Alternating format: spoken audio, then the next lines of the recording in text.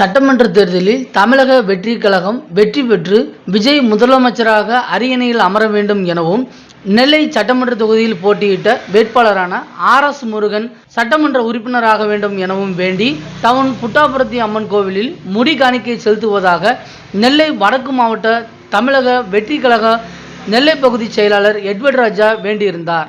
இந்த நிலையில் அந்த வேண்டுதலை நெல்லை தொகுதி சட்டமன்ற உறுப்பினர் RS முருகன் முன்னிலையில் புட்டாபுரத்தி அம்மன் கோவிலில் வைத்து எட்வர்ட் ராஜா முடி காணிக்கை செலுத்தி அம்மன் அருளை பெற்றார். இந்நிகழ்ச்சியில் மாவட்ட செயற்குழு உறுப்பினர்கள் கார்த்திக், தங்கமுருகன், பவித்ரன், மணிகண்டன், பேட்டை கணேஷ், சரவணன், ராஜா, சிங், சூர்யா, செந்தில் கணேசன், ஆறுமுகம், ஸ்ரீராம், மகளிர் அணி ஐஸ்வர்யா, இந்துமதி, சுரேஷ், கார்த்திக் மற்றும் வட்டக்கழக நிர்வாகிகளும் பலர் கலந்து கொண்டனர்.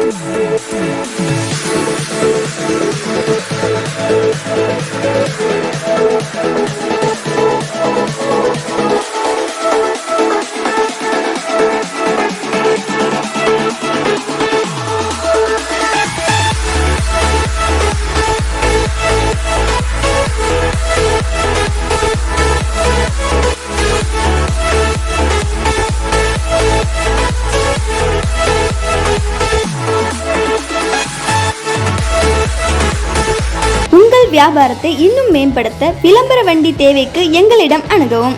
9443554244